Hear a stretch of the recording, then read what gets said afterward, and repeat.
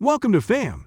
Let's talk about the Range Rover Velar in this video today, so stay tuned with us till the end. Range Rover's lineup has gotten more stylish over the years, but when the Velar came out in 2018, it pushed the brand's design philosophy further than ever before. Many of the Velar's new wave looks have been copied by its siblings, like the full-size Range Rover and the smaller Range Rover Evoque. Now in its sixth year of production, the 2023 model looks a lot like the first one, which is not a bad thing. There are two turbocharged engines, a 2.0-liter four-cylinder and a 3.0-liter inline-six. All-wheel drive is standard. Just don't think that driving the Velar will be as fun or smooth as driving the BMW X3, Genesis GV70, or Porsche Macan. This SUV looks great on the road and is made by a well-known luxury brand.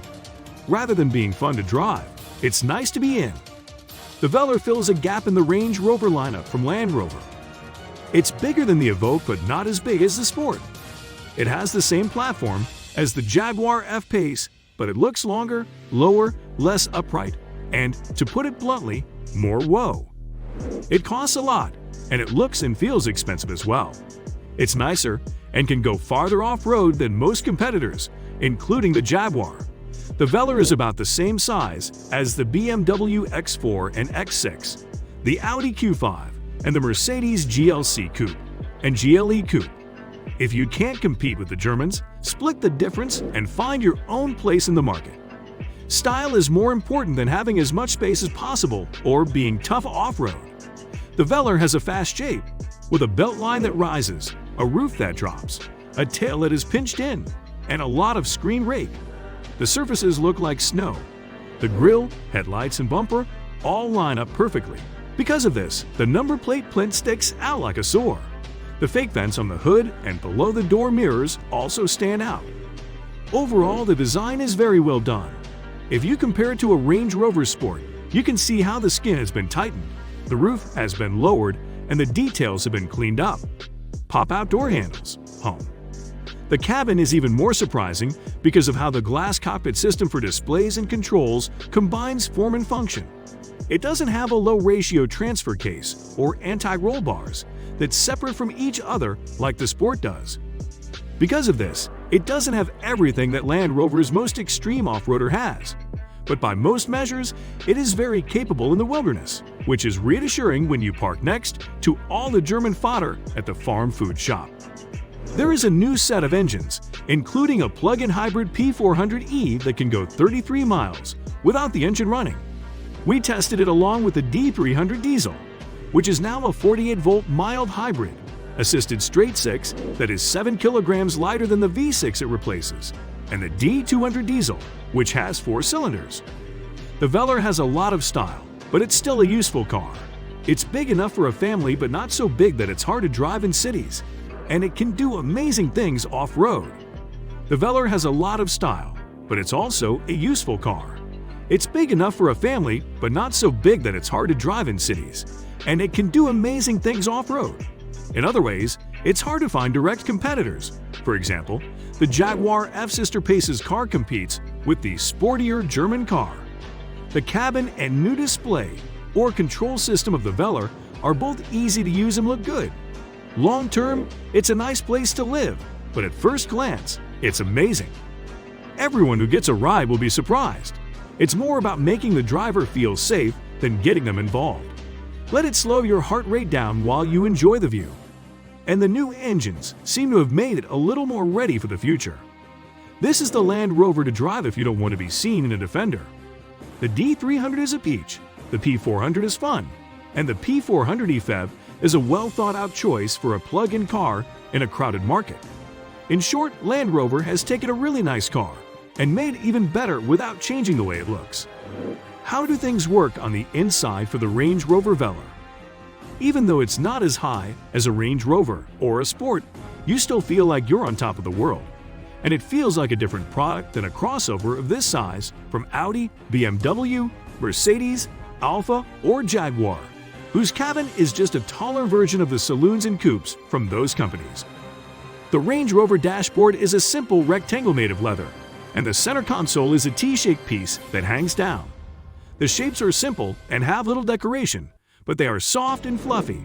The doors are made of big boards of wood that are smooth and uniform in texture. The big story here is the display and control system. When the car's engine is turned off, the center console has two large, black touchscreens with no edges. The bottom one has two knurled knobs that you can twist and push.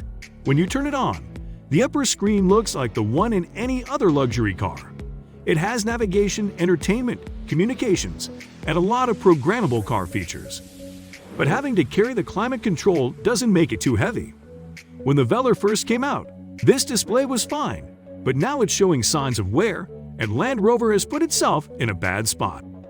The new PV Pro mechanism in the new Defender and Discovery 5 needs a bigger space for the screen to pop out. Whoops!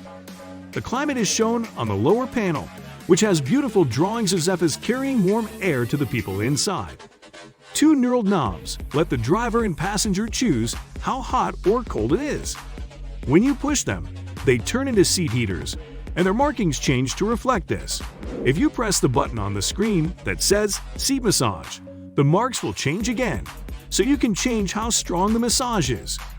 You realize quickly that this is much easier to use than a touch screen alone. And the marks on these wheels change depending on what they are being used for. If you click a tab that replaces the climate screen with the Dynamics mode screen, you can use the knob to change the off-road mode. You also have a set of TFT driver tools that can be changed. A head-up display is also included. With all of this screen space, some of which can be split up at will, it's easy to always show whatever you want. You don't have to keep hitting the GPS, media, and car buttons because they can all have their own screens. This makes it much easier to use than a lot of screen-based solutions. On a long trip through unfamiliar territory, for example, you could swipe the music display and controls down onto the lower screen, then use the upper screen for a full north-up map and your 3D local map in the instrument cluster. If you switch between dynamic modes often, keep them on the bottom screen and split the top screen between entertainment and navigation. Put your trip computer in the instruments. It's important to note that the new steering wheel, which was modeled after the Defender, now has lit controls that look a little less expensive.